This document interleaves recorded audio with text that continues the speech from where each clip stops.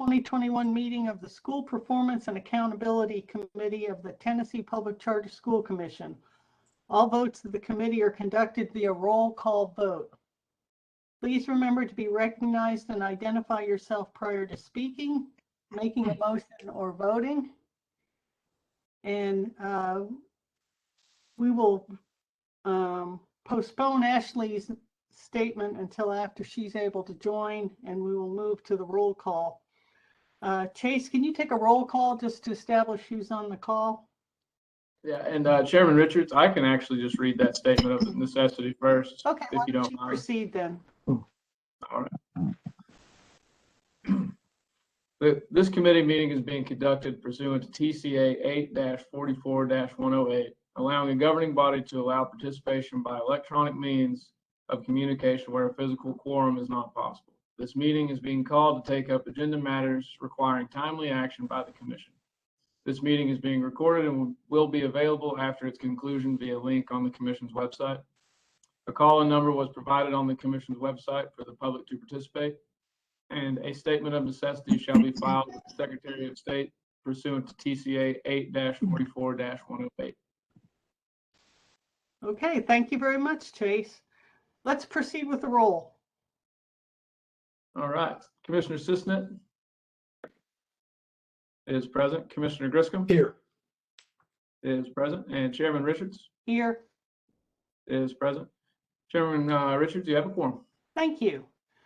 The School Performance and Accountability Committee is meeting today to consider two time-sensitive items. First, we will hear from Beth Figueroa and Ashley Thomas regarding the amendment petition the Commission received from Cornerstone Prep School. Our last item will be an update on the ASD transition from our Executive Director, Tess Stovall. Do any of the commissioners have questions or comments on the agenda before we vote to approve it? Okay, is there a motion to approve this agenda? This is Commissioner Griscom. I will move it. Is there a second? Commissioner Sisnet, a second. Chase, please take a roll call vote. Commissioner Sisnet Aye. votes aye. Commissioner Griscom Aye. votes aye, and Chairman Richards Aye. votes aye. Chairman, the agenda is approved. Thank you. The minutes from the committee meeting held on October 4th, 2021 have been provided. Does anyone have any edits or comments to make regarding these minutes before we proceed? I'll move their approval. This is Commissioner Griscom. Thank you. This is Commissioner Sisnet, a second. Thank you. Chase, please take a roll call vote. Commissioner Sisnet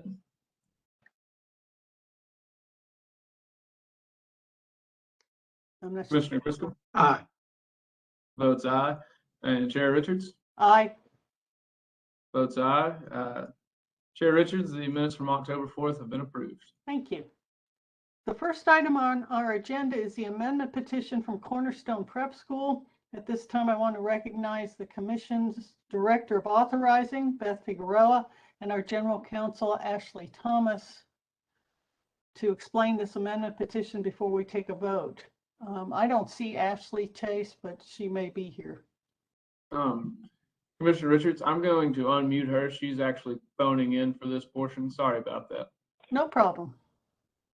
Good afternoon, Commissioners. This is Ashley Thomas. I'm appearing by telephone, but I am ready to proceed. Beth, I'll defer to you.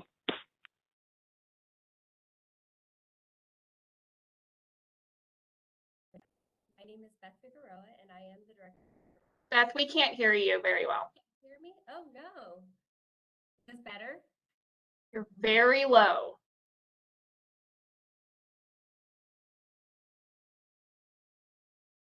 It's not good. Hey, Beth, why don't you come into my office and you can be a Stovall for a second. Okay, one moment. You can safely distance yourselves in your office. Yes. Yes. And I won't take any questions because Beth is going to cover all the questions. All right.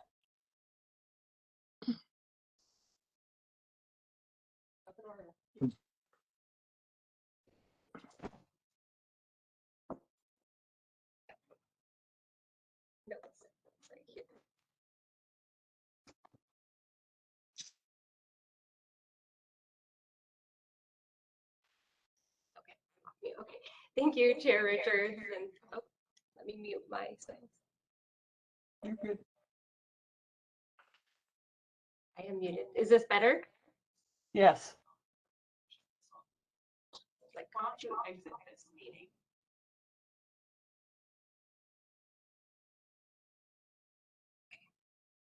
Is that better?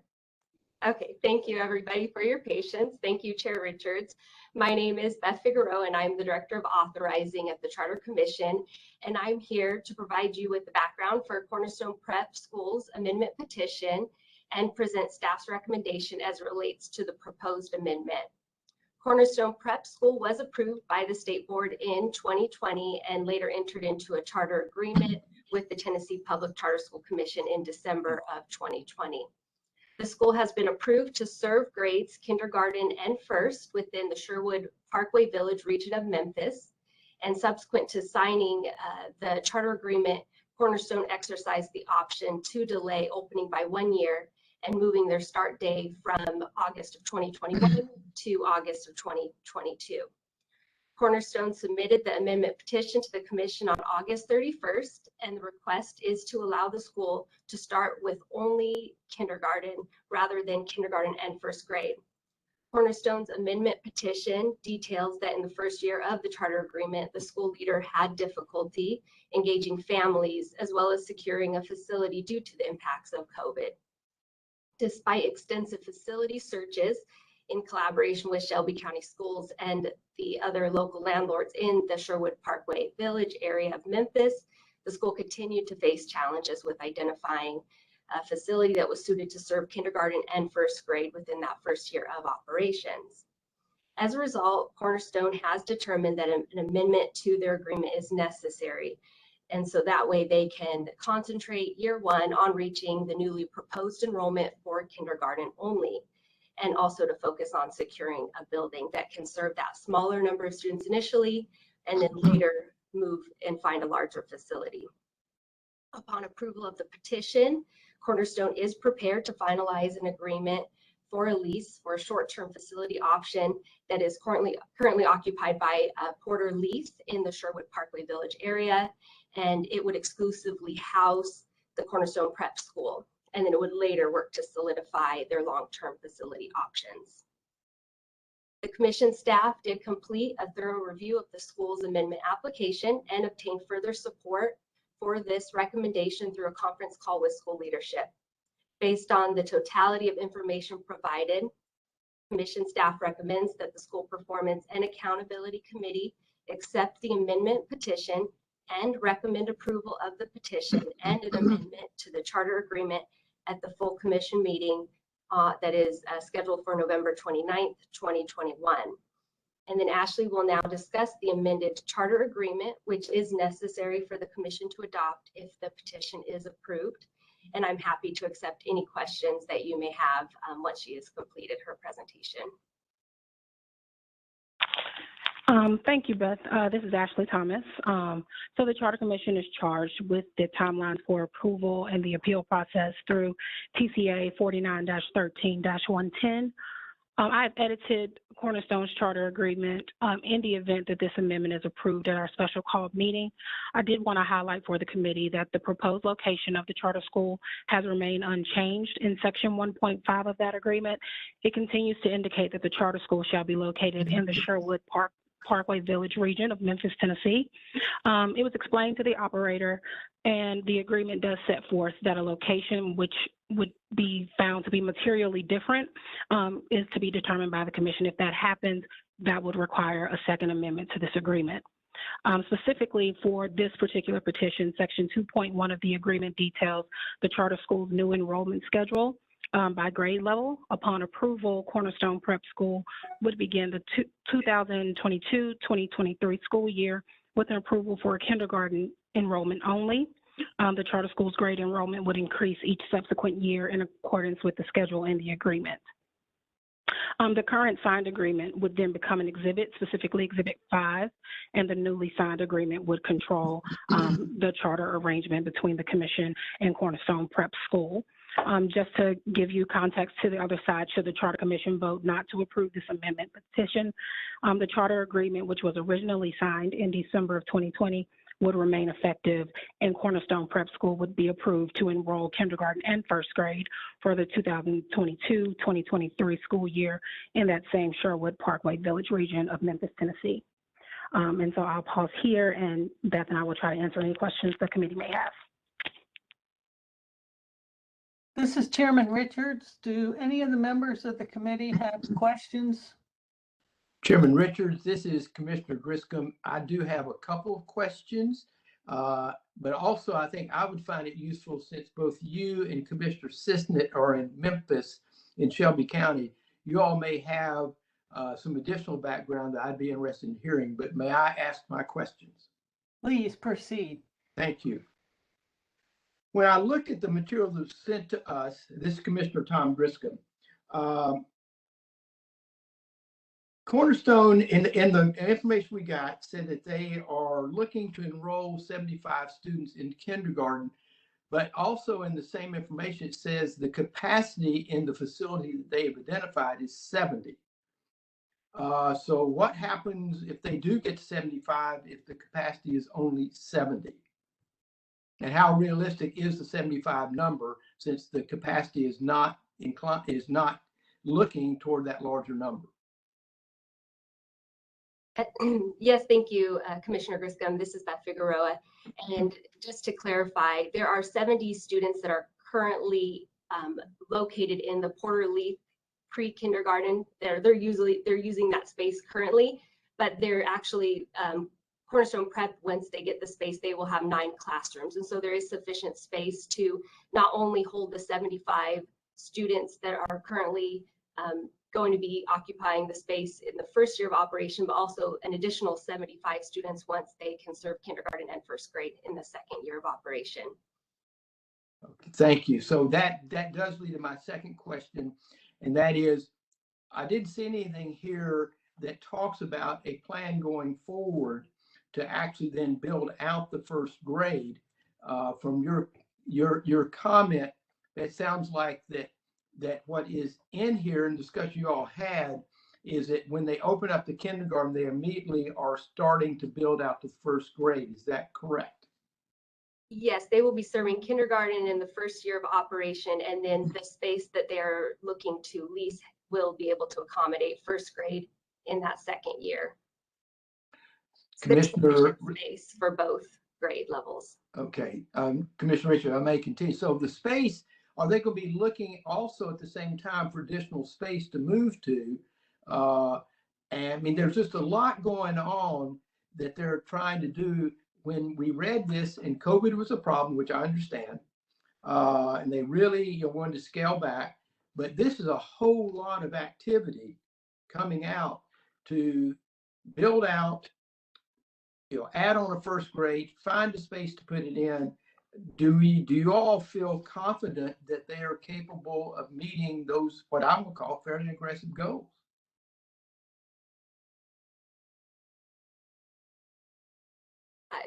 Ms. Figueroa, do you have please, you're recognized. Okay, yes, thank you, Commissioner Griscom.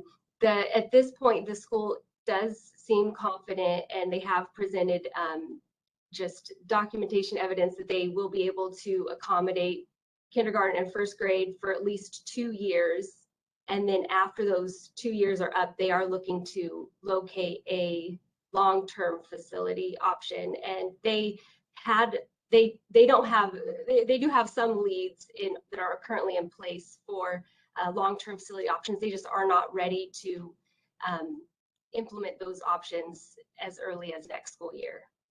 Chairman Richards, I've only got 2 more. Is that okay? That's fine. Please proceed. Thank you. This is Commissioner Griscom. So I look in here and it talks about a shortfall of $171,000 and change. What we're talking about, previous questions, that's a lot of investment. If you already have that much of a debt, and I'm not sure what it means, the Capstone Education Group's unrestricted net position can compensate for any budget or cash flow deficits. So from your all's review, you feel confident financially that they have the resources to cover this debt, to identify a new school, to continue building out and getting to a first grade? Correct, Commissioner Griscom. This is Beth Figueroa, and the Capstone Education Group does have a current unrestricted net position of approximately $6.3 million, according to their prior year audit, and that those funds are sufficient to cover the projected deficit in year 1 and year 2. Thank you. And Commissioner Richards, my last question at this point. This is Commissioner Griscom again. So you all must feel confident that coming out of COVID, that one, they're going to be able to identify the students, not just for kindergarten, but start recruiting for a first grade, and that they'll be able to identify staff and recruit them as well, so that as for the kindergarten, which already I'm assuming the staff's in place, and for first grade, that they will be able to have the staff in place to be able to accomplish their educational goals. Is that a fair assumption? Yes, that is accurate. Thank you, Commissioner Richards. Thank you. Commissioner Cisnet, do you have comments or questions? Yes, thank you. This is Commissioner Cisnet. No questions, just some comments. Just in response to Commissioner Griscom, I definitely understand the concern.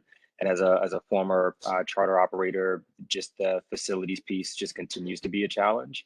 And so I think the question, I think those questions that you have are definitely valid. I think it's just a matter of what happens next year if they're in the same boat. I think that's when I would have concern, not this first year. I think it's proactive of them to think through a contingency plan as early as now, where I see operators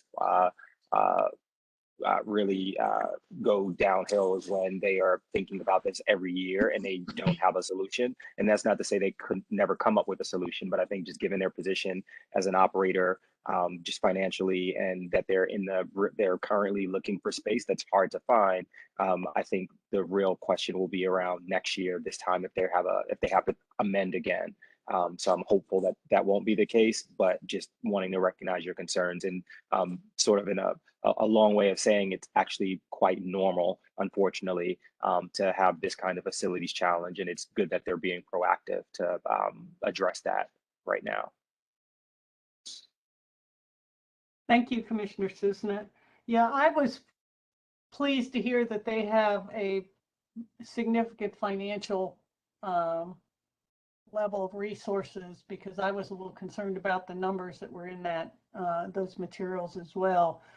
There is a real need in this part of Memphis for quality education options for children.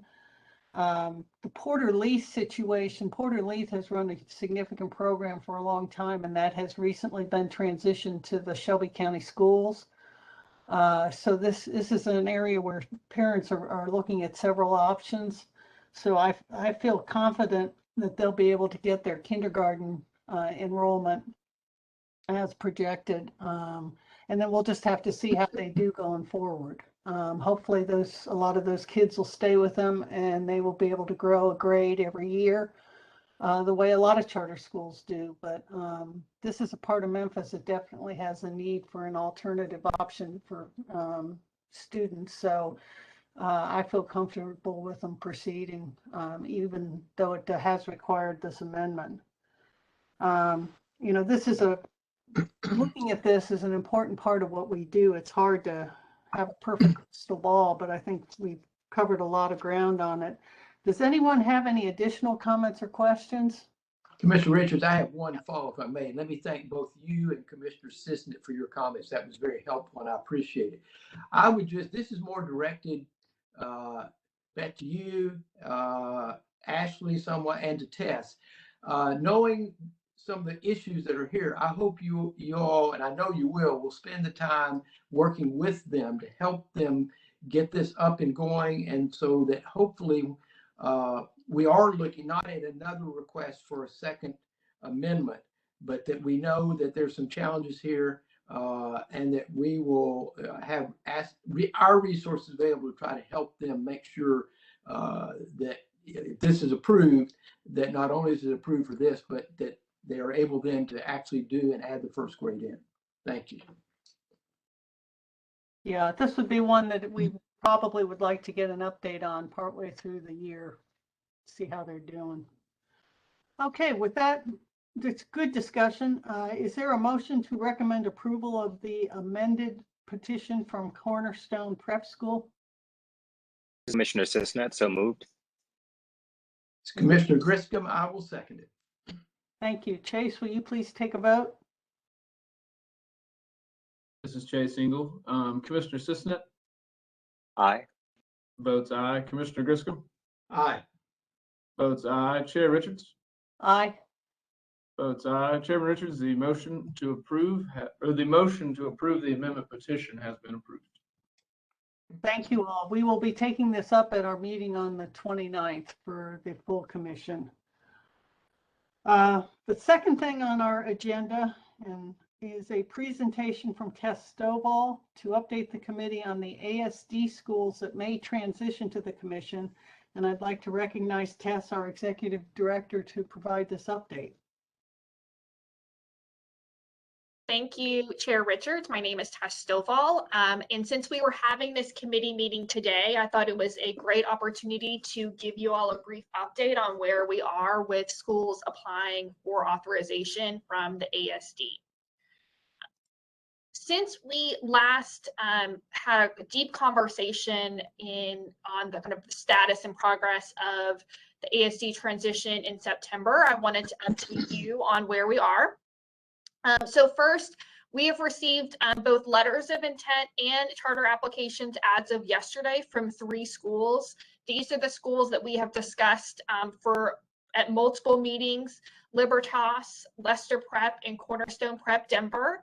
So all of the application materials were submitted as of yesterday, and staff is beginning to organize all of that work and begin our review. In advance of the applications being turned in, we did host orientation calls with all operators to, number one, make sure they knew who to reach out to with questions, reviewed our application process, provided the accountability data files that the commission staff had put together that included all of the schools' applicable data, and answered any questions about both the application process as well as authorization in general. We have formed a review committee. We do have the same review committee that's going to be reviewing all 3 applications. We felt that this was important because of the unique context that these applications are coming to the commission. They have different applications, different rubrics. There's a lot of background information that our reviewers need to know as it relates to these applications. And so we have put together a review committee. It includes both internal commission staff as well as external reviewers.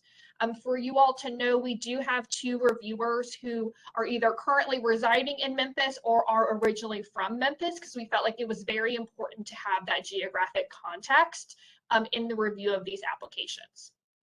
So we held a orientation call and training yesterday, and we anticipate getting materials to reviewers this week.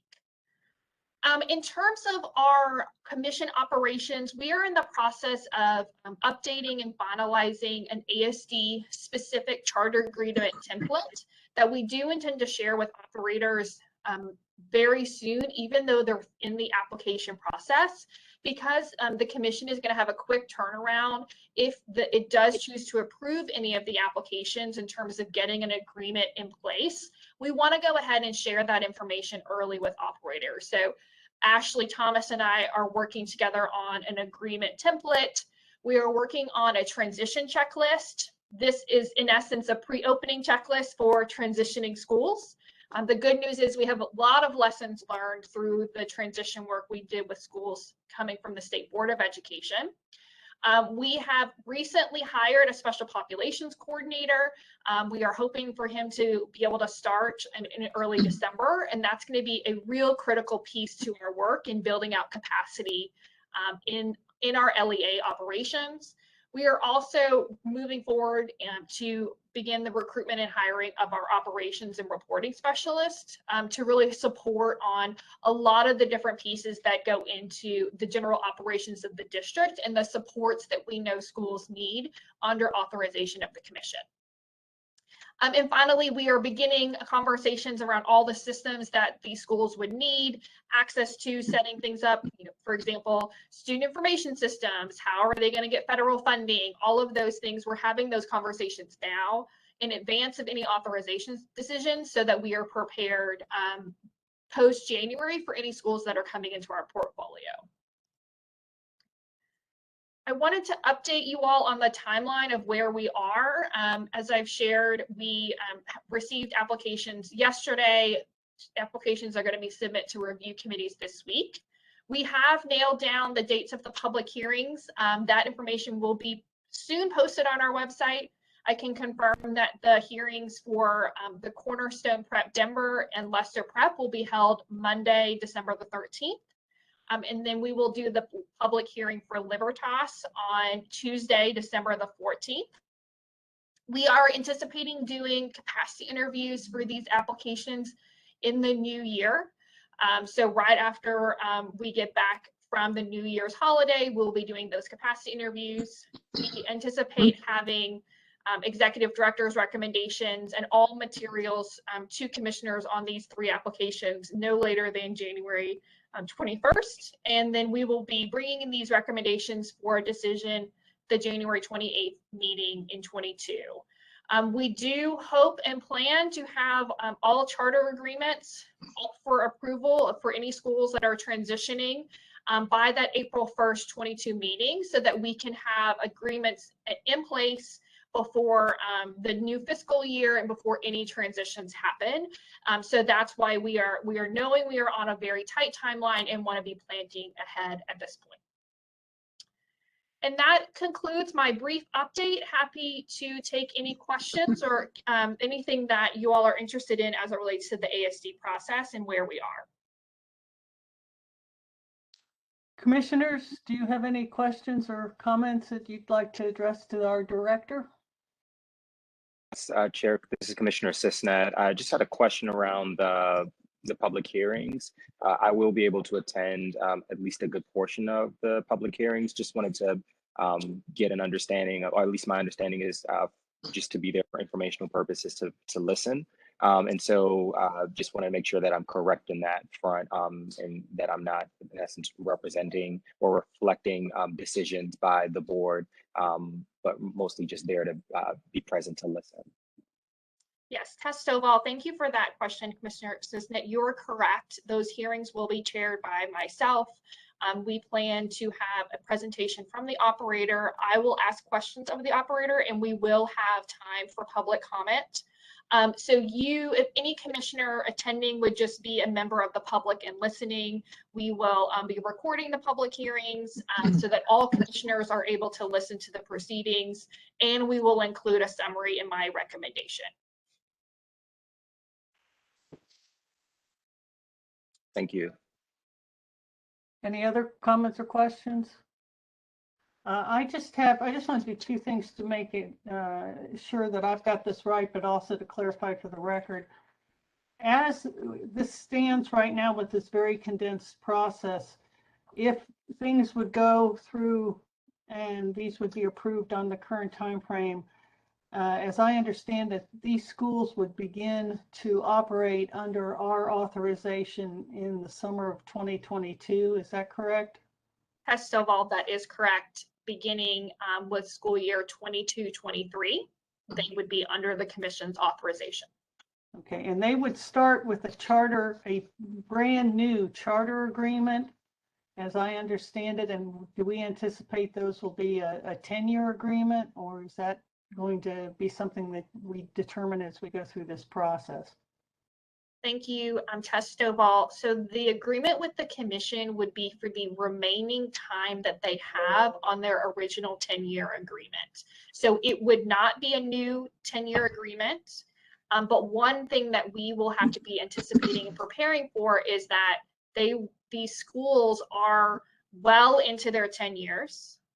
Some of them are, at year 6 or 7. So they would get a 2 or 3 year agreement if approved, and then would apply for renewal under the Charter Commission. Okay, thank you. That clarifies it for me. I was trying to remember where we were in this process and sort of what was the timeline we were working with. I appreciate the work of the staff in fitting this very significant body of work into what is a very condensed time frame so that we can make a decision on the applications at our January 28th, 2022 meeting. I know that these schools want to go ahead and get this process underway. It's critically important to them, and I appreciate the staff's effort in making this work during a very busy time of year, because this is going to be quite an undertaking to get all three of these done in this time period. But that being said, I have great confidence in the ability of our group and under your leadership test to do that. So thank you for the clarification on the timeline, and that takes care of my questions. I don't think we have any particular action that we need to take on this, but I do want to thank you, Tess, for your update and for keeping us up to speed on how this is going, because it's particularly important. All three of these schools are here in Shelby County. They're going to be the focus of a lot of attention, and we want to make sure we move through this properly and yet get it done so that there's a smooth transition during this time. Okay, before we discuss adjournment, are there any other comments or questions or any matters to discuss from any of the commissioners? Okay, if not, thank you for your attendance and participation at this meeting of the School Performance and Accountability Committee of the Tennessee Public Charter School Commission. Do we have a motion to adjourn the meeting? This is Commissioner Griscom, I Sisson, will so moved. give you, yep, and I will second, Derwin. This is Commissioner Griscom second. Okay. Chase, will you please take a roll call vote? Commissioner Sisson. Aye. Votes aye. Commissioner Griscom. Aye. Votes aye. Chairman Richards. Aye. Votes aye. Chairman, the motion is approved. Thank you. The next meeting of the School Performance and Accountability Committee is scheduled for January 27th, 2022. We will convene for a special called meeting of the entire commission on November 29th, 2021. That'll be the entire commission, just so everyone's aware of that. And we therefore stand adjourned. Thank you all very much. I appreciate it. Thanks. Thank you. Thank you. Bye.